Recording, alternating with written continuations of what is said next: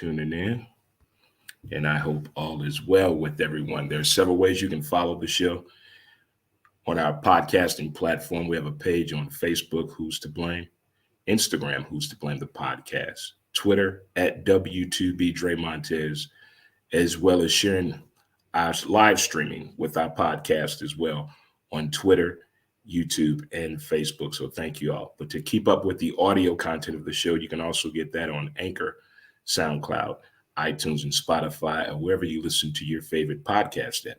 But other than that, happy Way Back Wednesday, good folks. And welcome to episode 471. Hashtag congratulations, UGA and NFL coaches. That's what we want to talk about on today's podcast. Don't forget, you can always visit the website to get a complete listing of all of the sponsors of the show at www.dremontez.com. Birthday shout outs again to my brother out there, Mr. Menden. Happy birthday to you. My dude Lance had a birthday. My dude Alex in the Air Force had a birthday. Shout out to all the folks that are celebrating a birthday, a new birth, or you got a promotion or bought yourself a car. You're doing very well on your path in progress to what you have going on. Congratulations to you right there for you. It is still the new year, so happy new year. Happy new year to you guys. All righty. Hope all is well with everyone. As I just found out, all is well. We just got back from the VA. So there we go. All is well here. All is well with us. All right. Can I get a high five out there? Chest bump. Let's hug this thing on out. Well, congratulations are in order. University of Georgia. They finally got over the hump. As a fan of the SEC conference, as one who used to go to several games, I became very familiar with some of the other players in past. UGA has had a good team before, but other obstacles were in the way, by the name of Tennessee, by the name of LSU, by the name of Florida, by the name of Auburn, by the name of Alabama. There's always been something in the way of UGA, but they've had some great teams, great players that went on to play in the NFL and so forth. Great ambassadors of UGA, the Bulldogs. I was a big fan of Muhammad Massaquoi back in the day, and my dude Teaspoon, Will Witherspoon, that came up out of UGA, that played in the NFL with the Carolina Panthers, as well as the St. Louis Rams back in the day. But UGA has had some great ball players come through that coaching for as coaches as well as players as well. And on Monday night, I had the pleasure of joining All Sports, All Plays Network, the ASAP Network. If you haven't had a chance to check them out, those guys are on Facebook, Twitter, Instagram, YouTube, TikTok, and if you have a Roku television, they're also on there as well. So I was honored to share the platform with those guys on Monday night as we did a play-by-play of the game. And what we learned about that game, of course, it was a tale of two cities. The teams that we saw face each other in the SEC championship were not the same two caliber teams that we saw play Monday night, but those were still the same two teams that faced each other. We've learned this past 2 years that COVID and injuries are a part of sports. You must move forward. I don't think Kirby Smart would have been making excuses, and I didn't expect Nick Saban to make any excuses. The game still had to be played. And what we saw was a tale of two different tides and cities and consequences and circumstances doing to what UGA learned it must do in that 2-week break. What Alabama had to prove it must overcome with the injuries and who would be able to sustain each other's offensive output, defensive stance, how it would go. But going into the matchup, we knew what UGA's defense could do. The only questionable spot was coming out of the quarterback position. With Bama, we knew what they could do with the receiving core. But injuries are a part of the game. And once that happened for Alabama, the game changed. Getting the ball 6 times inside the 35-yard line and only putting up 5 field goals. That's not what we've known as Bama football.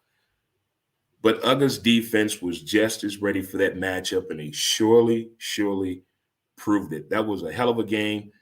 Didn't get the high scoring effect we thought, but the third and fourth quarter definitely brought out that national championship appeal to the game. Again, congratulations to UGA and all its fans out there. You guys deserve it. And it seems as though that the Atlanta Braves and now Georgia Bulldogs, both buses drive extremely fast through a celebration progression, which is very unusual to me. But now we get to sit back and play the game that everyone likes to play in the NFL.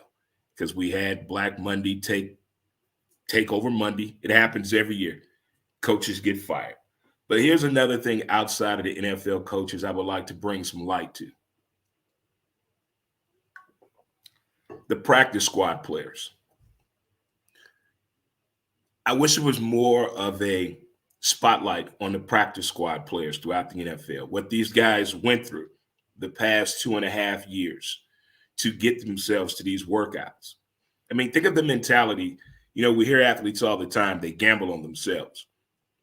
But when you believe in yourself, and whether you go to a Power Five or not, whether you play all 4 years, whether you made it to a bowl game, received a championship ring, or whatever it may be, not everybody sees you on a draft board. So not all players go through the prestige of being invited to the NFL draft, being called up on the stage, you shaking the commissioner's hands. There's a lot of players that don't get a chance to make that opportunity. And they're doing something behind the scenes. They're working hard. The work ethic has changed. The workout regimen has changed due to restrictions with the NFL Players Association. So when these guys are getting themselves to their own workouts, using their own dime, using the bus, using the Amtrak train, whatever it may be, to go to these workouts and these trials, and getting on a practice squad, and somehow, some way, making it to their first NFL start, getting on that roster. I would like to applaud all of the guys that worked very hard this past NFL season on getting to the practice squad, and for the ones that made it to an NFL roster, congratulations. Your work has not gone unnoticed by me at all. So let's keep that in mind when we're following that draft board this April, just wondering what's going on behind the scenes. Now, speaking of behind the scenes, this is where I feel we go very, very hard in the paint at. NFL coaches. Here's something I have learned from NFL coaching vacancy jobs. I think we need to stop using the Rooney Rule. Let's just stop that. It has not worked, hasn't proven to work at all. You can't make anyone hire anybody. Sure, you can go get invited to the interview process, but who time are you wasting? Are you wasting the coach's time?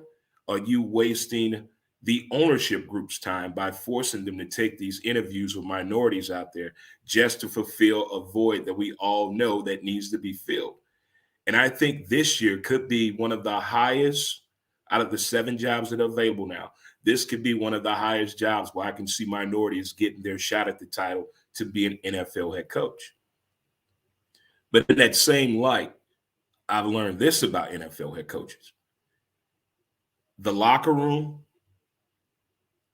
and other coaches on your staff and the ownership group, they all have to be in this together. If the ownership group doesn't like the head coach or the GM, we're going to have issues attracting players, getting talent that we need. We've also learned you don't necessarily need a top 10 quarterback to go out here and do the job. I wish more coaches would follow the normal process of when you're getting a quarterback to use their attributes to get wins.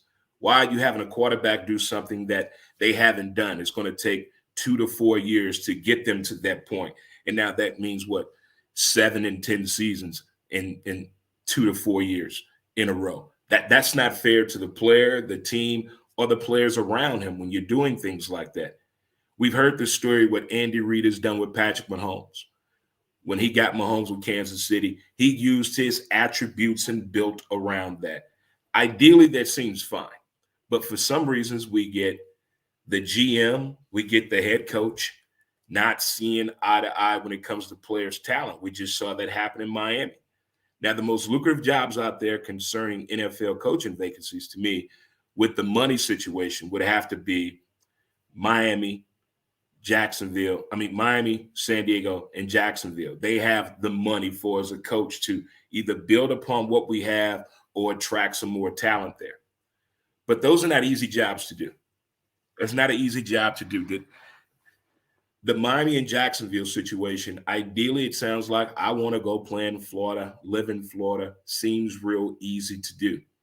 But something happened in Miami that I don't think a lot of people are really talking about or addressing the need as they should. You had an African-American GM and African-American head coach who could not get along. The GM got along better with the ownership group than the head coach. The head coach of football sound mind, no one was listening and buying in what he was trying to say about the quarterback situation. I don't know where it's written that in the NFL bylaws that you have to start the quarterback that you draft. Now, I get if he's the number 1 or number 2 pick, I get it, and you're looking for that spark. But in years past, we saw a lot of guys hold a clipboard, and you talk to those guys that held the clipboard, they're very thankful for that because they learn things that they normally would not be able to learn. I know in-game learning is totally different, but when you're watching a veteran do this who's been doing this probably 5 to 10 years longer than you at the professional level, I'm quite sure they pretty much know how the game plan works and the game fluctuates in the NFL. You're coming off a collegiate performance, and the person you're coming in, a team you're coming in with, they're coming off a professional experience. And I don't know why those two sides can't see that. In a perfect world, yes, we'll love to see these top 10 picks go right into the NFL and be household names. But this game is getting better and faster each and every year. You're behind. All these players that played in college football, they're going to be behind until camps start. They're going to be behind. So the learning curve, and we can't practice the way we used to. OTAs can't go the way they used to. Now it's up to you to own up to it. Health and nutrition and understanding the speed of the game.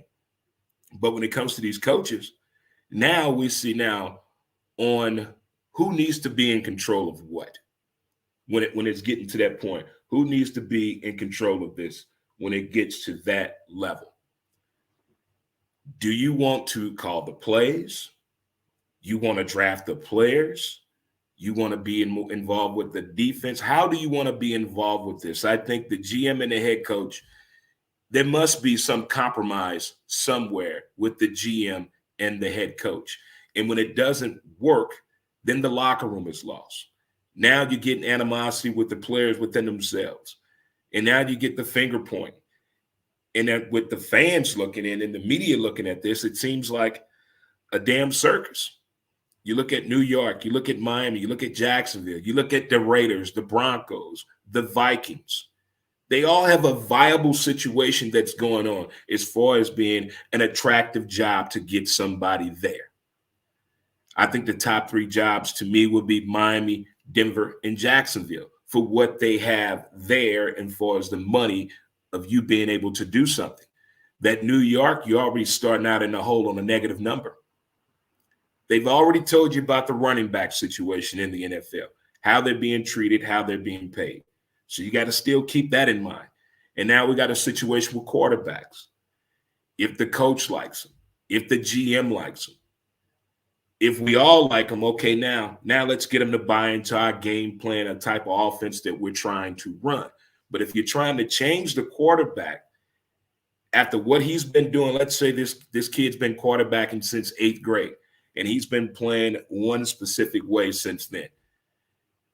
Now you look at the colleges they go to, we already found out that most of these offenses that these quarterbacks are learning are not the typical cadence that most NFL-ready quarterbacks go through. So now we got another learning obstacle to get over. And all of this takes time. You have to be really invested in this situation. But the fact of the matter at hand is the NFL coaching situation. I think this year could be one of the first years that we have more minorities get an actual chance to be an NFL coach this year. Not just the interview situation. There's some guys out here right now that are NFL ready to go and do some things with their own team. But when you come out of that same notion in knowing that the GM and the head coach must get along, we got to go into this draft situation with the same mindset here on what are we trying to do. And if you're not going to be able to do that, that's worse than yin and yang to me. And who's to blame when that happens? Now it's more pointed finger pointing of the more front office people. And we've already heard how some of these owners are. They're still stuck in their old ways, still thinking this is the draft of the 1960s, 70s, and 80s. Player progression does not happen that way, the way they used to think it would happen. And it's hard to get older people to adapt to the changing times. You take people right now in the music industry and people that are still having a difference between rap and hip hop. You get the older generation talking about, that was real music. You get newer people today saying you're not ready for the innovation of music. It's the same way with sports right now. It's evolving right in front of us, but you have to be able to adapt to that. So whatever coach you bring in or GM or your own coaching staff, everybody has to be put in place to understand what we're trying to do. You can't have your own agenda when you're part of a team. You can't do that. It's not going to work. Everything all these new coaches have tried that have had a shot have tried something that nobody else has tried before. You cannot bring a military-influenced diet to a team that's 65% of veterans. You can't do that. You can't come in here and preach the kill, kill, kill, hit factor, hit them in the mouth, because the NFL doesn't like that type of language anymore. So now you got to be aware of that. I don't think it's that hard to motivate today's player. I think the hardest thing to do in the NFL is change what the player has been doing for the last 4 to 6 years. And now you try to change that in 8 weeks. That's a tough uphill battle to fight, either having a win-win on this. I just don't understand, what is the big deal? If I get drafted, I want to be put in the best situation to succeed at my job if I get drafted in the NFL. And if I go somewhere, for one, I got to learn. I got to learn the NFL. You're not learning football, you're learning the NFL. And that's the thing. When you learn the NFL, it makes the job a whole lot easier. But if you go in there with the mentality, this is still football, I think it makes it a little bit harder for you to learn, especially the quarterbacks in the NFL. Because if you look at what these kids are coming out of in high school, in college, in these 707 camps, these are not normal cadence that they're used to. They're getting more training of the visual aspect of the game. And some people can adapt to that. It's just like learning in school. Some people could learn by reading. Others could learn by hearing the teacher talk back. And I think that's what the NFL is going through, the learning curve of understanding each other, from the quarterback to the coach and the GM. There is no way possible I thought we would ever hear of a story here in 2020-21 that an NFL head coach, a GM, and the starting quarterback, all three are not on the same page. And the team has had 3 seasons of a winning record of missing the playoffs. That's internal to itself right there. When you hear a story like that and you're saying, how is this possible? Why didn't someone stand up, speak out? Is that looked down upon when you do something like that? When you see a situation going in a different direction than other than forward, should you speak up as a veteran player on that team? Or don't you have a voice? Or should you just stay in your lane and be worried about yourself?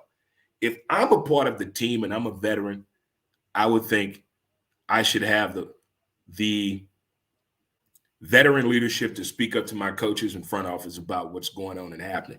Why must it get to that situation at that point where nobody wants to talk to each other? Now, the Jacksonville situation and the Raiders situation, that is an implosion that we all knew eventually was going to happen, that one day someone's going to find out and it's going to blow up in a way I never thought before. Now, I didn't know the Urban Meyer situation was that bad in Jacksonville. It was pretty damn bad. Now, the Gruden situation, we saw all of that come out, and it is just shocking when it comes to these two teams, what they both end up doing through the season. One continued into the postseason, and one knocked out of a team going to the postseason. And that could be something to build on for an organization or not. But I think both of those franchises, I think it's a little bit more than getting a head coach or a GM and coming there.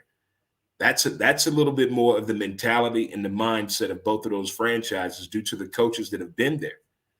So if you go in there with fresh new coaches and ideas, it's going to take some time to come in there and change the whole policies and procedures of the NFL squad where you have veterans on that team. And now you're coming in. You've had success elsewhere, but now you got to come in here and prove yourself all over again. You can't do what you did there here. And that, I think that's one of the hardest things in NFL coaching that I have seen. There's been some great coaches now, but things just happen. It just happen to be out the way for them. I think of Todd Bowles. Todd Bowles has been in a situation where it just wasn't the right time. It wasn't the right mix. Does the NFL head coach need full control of the team in order to succeed? Or can the GM and the head coach work together? I think they can and should work together. That's a lot of responsibility to put on a head coach. You're coaching the team, you're drafting the team, and 9 times out of 10, you're calling the plays on offense or defense. You're getting some valuable input on those plays that are being sent in. Is that too much for one person to handle? It was a question that needs to be known and seen out there in this offseason of the NFL as we just surpassed Black Monday in the NFL and all these coaching vacancies. There are 7 NFL coaching vacancies, and there are some ones that we deem as a real easy fit for somebody to know what they're doing to come in here and do something right away. Other ones a little bit more challenging. I mean, that New York media is tough. It's tough. You have to be a strong mindset, a strong football-minded person, and you have to believe in the belief system of what you're telling your team what we're going to do. But I think New York is in a pivotal situation with the Saquon Barkley situation. That's tough. Saquon Barkley and McCaffrey with the Panthers both have kind of not helped the NFL running back situation or concern for them to get their money, because by the time they get to the NFL, they have been rode hard. Look at Zeke. It shows by year 2 or 3, it is showing that the highly drafted running back is tired. Their body is just worn down. You look at most of these guys, they started playing running back in Pop Warner. Then they go to high school. Then they go to these camps. Then they go to college. In those 4 or 5 years right there, that's a lot of wear and tear on the body by the time you get to the NFL. And those hits are different. But I'm going to keep it on these NFL coaches, and I think this could be the year of the minority coaches getting their shot to be NFL head coach. And I don't think any of these jobs are actually bad jobs to have if you have the strong mind, the will, and the mindset, and the football know-how. I don't think that one job is a bad situation out here to have. Some are a little tougher than others. But if you are able to bring in your own crew and sit down and talk with the ownership group, let's be truthful to each other. Do you want full control of the team, yes or no? Let us know right now, so that way there's no animosity. There's no battle come March or April on what we're trying to do. There's no battle in June and July when camps start. Let's get this thing going.